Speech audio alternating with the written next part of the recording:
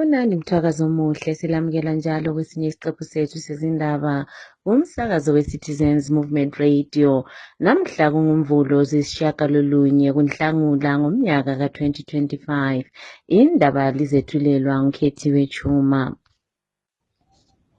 Kwezihamba phambili namhlanje, uMnangagwa unikeza abalwela inkululeko imvuthu ezivela etafuleni lezigangi.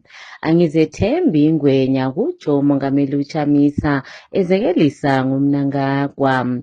Ilunga ledale lephalamende leMkhopa South lenza utshintsho olukhulu esabelweni sakhe.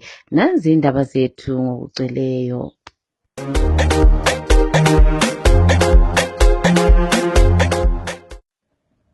Umongameli webandla leZANU-PF lo waziwa ngokubusa ngodlakela uEmmerson Mnangagwa unikeza labo abalwela inkululeko imvuthu ezivela etafuleni lezigebenga zakhe asebenzisana lazo, lezi ezaziwa ngokuthi zikananda. Iloba inani labo lilinengi, abalwela inkululeko baphiwe imali engange-200,000 edoleni leMelika eHarare kuviki ephelileyo. Kwathi lo owaziwa ngezomculo Mambo Duterere kanye lonkosikazi wakhe baphiwa imali engange-150,000 phezu kwemota zikanokusho. Siye saxoxisana lo walwela inkululeko uPastor Magwizi osiphe yakhe imbono ngokuphathwa kwabo nguhulumende. Uye wathi abalwela inkululeko abazi ukuthathekiswa ilokhu okuvelayo, kanti njalo wangezelela ngokuthi insuku zikaMnangagwa sezibaliwe esembusweni, njalo lenkohlakalo lokusebenzisa amandla akhe ngokungekho emthethweni sekuseduze lokuphela. Umongameli wabantu Advocate Nelson Chamisa uyindoda elethalenta elimangalisayo kakhulu kwezokukhulumisana, kanti njalo lendlela enhle ayisebenzisayo yokusebenzisa izaga ukuze adlulise umlayezo wakhe. Kwenzeke ukuba adlulise umlayezo wakhe emakhasini okuxhumana umongameli uChamisa lapho athe akazethembi ingwenya. Ohlaziya ngezepolitiki uJefferson Chitando uthe kusobala ukuba umongameli uChamisa ubezekelisa ngoEmmerson Mnangagwa, lo owaziwa ngokuthi nguGarwe kwezepolitiki. uChitando uthi uMnangagwa akakumelanga athenjwe ngoba eziphathisa okombulali. Ake sizweni uChitando ekhuluma.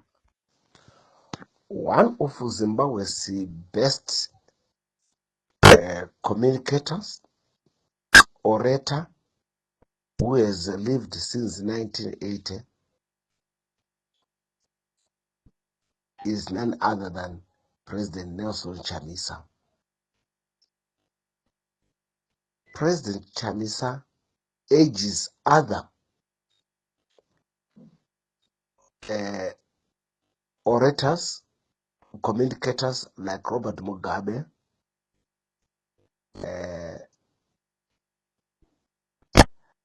like Edson Zobgo, like Morgan Tsvangirai, on this basis of the skill that he uses, deep, very rich, idiomatic,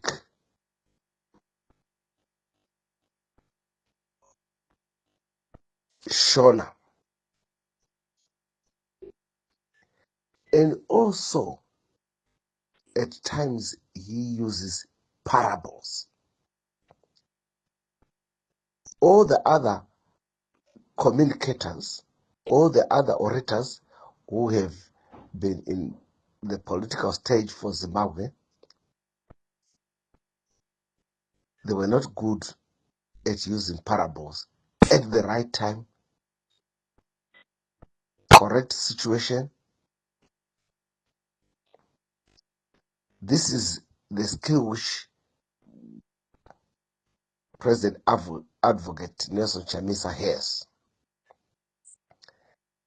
Many people didn't understand what he was referring to when he said Yinis trust crocodiles when he was standing near a river. He was not referring to the crocodile in the rivers. He was referring to none other than Emmerson Dambudzo Mnangagwa. If you interpret that language, that parable, it meant that he mistrusts Mnangagwa to be able to lead this country, to solve the economic crisis which he created, to be able to have medicines in hospitals, to be able to have teaching and learning material in our schools, to have civil servants who are well paid, to be able to maintain all roads, including those in the rural areas.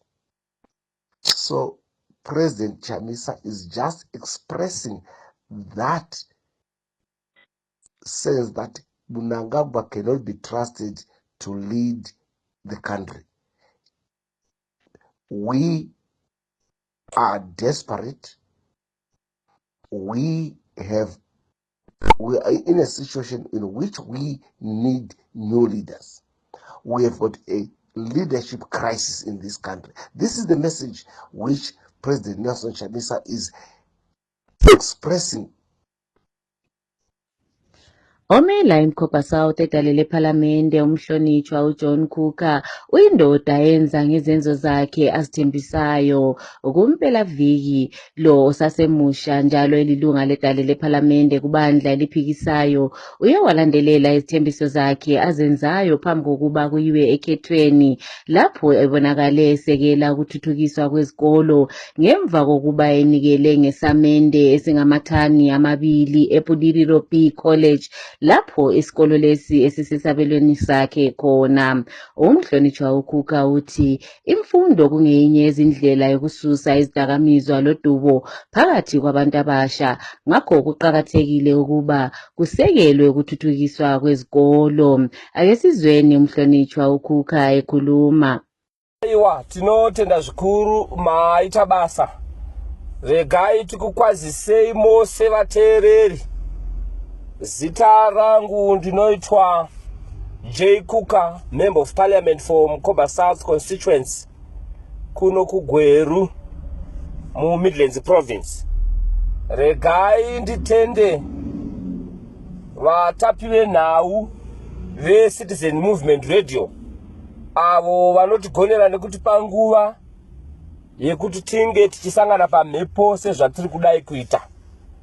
Hongu ichokwadi tanga tine donation yatakaita kuchikoro muconstituency yangu yeMkhoba South chinonzi Budiriro B, apo patakaona zvakakodzera kuti ngatidonete tivape simende inokwana iyo kuita 2 tons.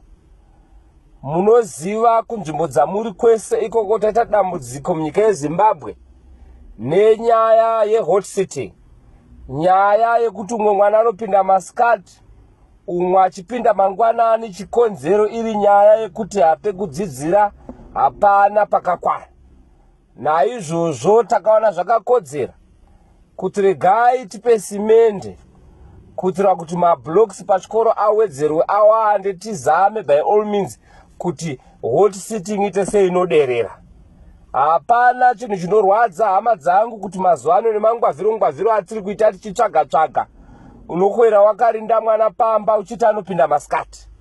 Unenge wakatarisira kuti mwana dei zvaibvira aibudawo makuseni paunobudawo na 7 o'clock achienda kuchikoro, iwe uchienda kumaricho, mozongodzoka mosangana kumba nenguva dzamadekwana na 4 o'clock. Izvo zvinopawo vabereki mukana kuti vange vachitsvaga mari dzinozodiwa kuzvikoro ikoko dzakafanana na fees, mari dzinozodiwawo kuti ivo pavanodzoka kuchikoro kana pavaenda kuchikoro vawane chikafu. Saka takapa cement kuchikoro chebudiriro B kuti vakwanise kuwedzera mablocks kuitira kuti dzidzo ikurudzirwe munzvimbo dzatinogara. Pamusoro paizvozvo, pandakaenda pachikoro apa ndakanoona vachiita traditional dance yavo, but mutraditional dance yavo chinhu chakandibata ndechekuti ndakaona kuti vairidza mabhaketi vachiita traditional dance. Ndikaona kuti vana ava vachazodarikirwa nezvinhu zvavanofanira kuziva vachiri kuchikoro, nekuti mazuva ataita traditional dance taiziva isu kuti magagada, hosho, zvipfeko zvakasiyana siyana zvinoshandiswa munyaya dzematraditional dances nengoma zvinhu zvinofanira kunge zvichiwanikwa pamitambo yakaita seiyoyi. Saka takadonetawo a full kit iyo inoita kuti mwana azive kudzidza chaiko chaiko. Munoziva zvikuru sei vana vedu vari mumadhorobha anogona kusaziva ngoma kuti inombogadzirwa nei, kana icho chikumba chinogadzira ngoma icho chiya anogona kusaziva kuti ko ichi chii. Asi patinovapa ngoma vanobva vadzidza kuti ngoma inogadzirwa nechakati nechakati nechakati nechakati. Saka takavapa full kit yetraditional dance kuitira kuti chinyakare chedu, makarikari edu zvatangoita kuchiridzwa zvinoridzwa ana mai vachiridza mururu, ana baba vachiridza muridzo, kuchikoro zvinge zvichiitwa kuitira kuti tisarase tsika dzedu nemagariro. Saka ndo zvatakaita pachikoro chedu chebudiriro B mumukoba South constituency. Aiwa, hama dzangu neiwaya, ndinokutendai, maita basa. Isiphathamandla sebandla eliphikisayo njalo wayekhankasela ukuba lilunga ledale lephalamende ebulilima ngokhetho luka-2023. Umhlonitshwa ubekezela amaplanka uye wanikeza ngengubo kumpelaviki kulabo bantu abahluphekayo esabelweni sakhe. Umhlonitshwa wamaplanka uye waveza ukuba abantu abangama-95 ekhulwini abanengi bahlolisiswa ukuba babe yilabo ababesebenzisana lalabo ababelwela inkululeko phambi kokuba kuyiwe ekhetheni ngonyaka ka-2023, kodwa abakaze babhadalwe imali abayithenjiswayo. Abatsha bebandla eliphikisayo esabeleni seMasvingo kanye labomama bathungamela ukuqoqa abantu kule indawo ikakhulu emaphandleni ukuze kube lotshintsho. eMasvingo uthungamela abatsha uKelvin Tinaro uthi kumpelavikile baye baphisana ngemganu emaphandleni njengendlela yokuba baxoxisane lezakhamizi zasemaphandleni. Ake sizweni uTinaro ekhuluma. Nezuro tanga tiri kuMasvingo North constituency inotungamirirwa naHonorable Madzivire, uko kwatai doneta dinner plates kumadzimai nemayouth echidiki tichisimudzirana nemachampions edu ari kumaruzevha. Isuwo kuyouth kwedu taidonetawo mabhora, majezi nezvekuti vawane kuungana vachitamba bhora, tichisponzawo zvinoshanda pamatournaments avo ebhora. Saka ndinoona zviri zvinhu zvakanaka zvikuru kuti tikaramba takadaro tikagara tichiita izvozvo tinova neresult yakanaka, even pakunomobiliza nerecruitment yedu yeyouth nemadzimai. Hazvinyanyi kutinetsa nekuti tinobata vechidiki vasiri mune zvematongerwo enyika, tobva tavatora tovabika vouya tofamba navo tiine gwara redu rimwe chete raPresident Advocate Nelson Chamisa. Ndinokutendai. Ndini Kelvin Tinaro, Masvingo Youth Task Force Leader. I thank you. Abafundisa eYunivesithi yaseZimbabwe bayaqhubeka namhlanje ngempikisho yabo emagcekeni ale yunivesithi. Enkulumeni yabo abayethule ngenhlanganiso yabo ye-Association of University Teachers EAUT, labo abafundisayo bathi baza kuqhubeka ngokubhikisha ukuze babisele isidima sabo kanye lesidima sale yunivesithi ukuze sikhiphe imphumela engcono. Bathi ukubhikisha kuza kuqhubeka iloba besasatshiswa iziphathamandla zale yunivesithi ngokuthi baza kuxoshwa emsebenzini. Intatheli zindaba yethu isiphe lokho. Sikungoenda mberi. Ndiyo commitment yatinayo. Hey. tora 230 yako tengera kana huku dzako chikafu kana zvaunoda. Isu we will remain here until we get 2,250 for junior lecturers. Amen. We shall never go back. Saka taone 56 days chiti no lectures, no supervision, no invigilation, no examination, no nothing in University of Zimbabwe. Business is at standstill as we speak. Amen. Saka tinema zuva 56 pasina chiri kuitika. Ma students tikavaudza zvakanaka. Tinokudai asi pari zvino hatichakwanisi kukupai zvatinofanira kunge tichikupai. Naizvozvo ma students mazhinji vakatobuda zvavo pakambasi vakaenda. Vamwe vachiroja vakatobuda zvavo vakatoenda. Nokuti strike yedu is still holding. Strike yedu is indefinite. Amen. Ichangopera chete nokuwana 2,250 in our pockets. Zvimwe zvose izvo zvingataurwa kutaurawo zvako, but apa ndopatakatsika. uJoel Kabuza owayenguseneta esabelweni seMathepeleleni North ulwela impilo yakhe esibhedlela sempilo ngemva kokuba ehlaselwe ngabasolwa ababili eSiyamankwe kweleBhinga. Imbiko evelayo ibika ukuba uKabuza uhlaselwe ngesikhathi evakashele intombi yakhe kuWard 18 ehlaselwa ngulo owayelisoka lale intombi. Ibandla eliphikisayo lithi alizukukhipha njalo insolo zokuba ibandla leZANU PF liyabandakanyeka kulesi sigameko. NgoLwesihlanu oludlulileyo uhulumende uye wavala ukuthengiswa kotshwala obufakwe ethanol le eyaziwa ngokuthi ikhambwa noma ngumsombondiya. Ukuvalwa kwalolu tshwala kuza ngesikhathi lapho utshwala obuchiphileyo sobuvamile kakhulu kuntsha engasebenziyo labo ababunatha kakhulu kweze bathole ubuthongo okwezinsuku eziningi ngesikhathi esisodwa. Utshwala lobu buvame kakhulu kanti njalo buyasolelwa ukuba yilo olubungezelela inani lokuhlukumezwa kwabantu ezindlini. Kule pholisa uPrince Ndabambi elachaya lahlukumeza isibotshwa saze safa elibalekileyo njalo liyadingwa. uNdabambi wayesebenzela eRua Police Station kubikwa washaya uBlessed Believe Jurubenge ngeplanka okwathungamelela ekufeni kwakhe lapho ayivalelwe khona. uJurubenge kusolwa ukuba wayeshaye umuntu lo owayeze ngokuzothenga ngemali engasebenziyo $100 esitolo sakhe. Kusenjalo umdeni kamufi uthi uyasola ngendlela amapholisa asebenza ngayo ukuze kuboshwe uNdabambi. Ngesikhangele kwezemidlalo bekuyimpelaviki engamnandi kubalandeli bama-Warriors ngemva kokuba amaqembu amabili esizwe enqotshiwe emidlalweni yabo. Iqembu labadlala ngeminyaka ephezulu ebelithunganyelwa nguTeenage Radebe liye lanqotshwa 2-0 liqembu leBurkina Faso ezidlale umdlalo wokuzwisisana eMorocco ngoLwesihlanu ebusuku. Kwathi ngomgqibelo elinye iqembu lama-Warriors ebelidlalelwa yilabo abaleminyaka ngaphansi kwama-23 liye lanqotshwa 2-0 liqembu lase-South Africa emdlalweni weCOSAFA Cup. Sokube lokungazwisisani kuleli qembu elizakudlalela eCOSAFA ngemva kokuba kufakwe indodana kaPokelonare uNathan Mutasa ngemva kokuba kukhishwe lo odlala phakathi uVusa Ngwenya oweqembu leDynamos. iPortugal yibo abanqobi be-UEFA Nations League Champions ngemva kokuba benqobe iSpain 5-3 kuma-penalty emidlalweni odlalwe izolo kusihlwa eGermany.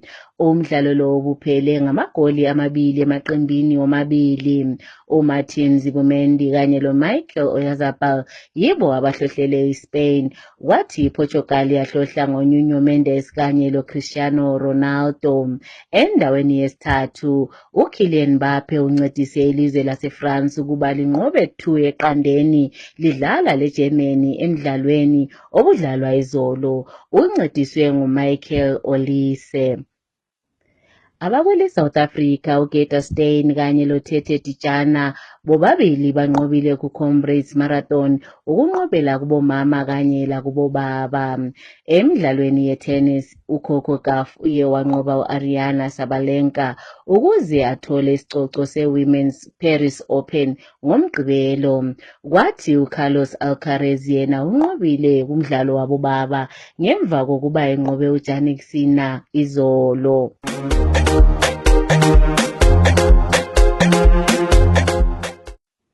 Ukuziphetha lezi ndaba kumsakazo we-Citizens Movement Radio nanze bezihamba phambili. Umnangagwa unikeza imvuthu ezivela etafuleni lezigangi kulabo abalwela inkululeko. Umongameli uChamisa uthi akazithembi ingwenya lapho ezekelisa ngomnangagwa. Omela eMkhopa South edale lephalamende uletha intuthuko esabelweni sakhe. Siziphetha lapha lezi ndaba.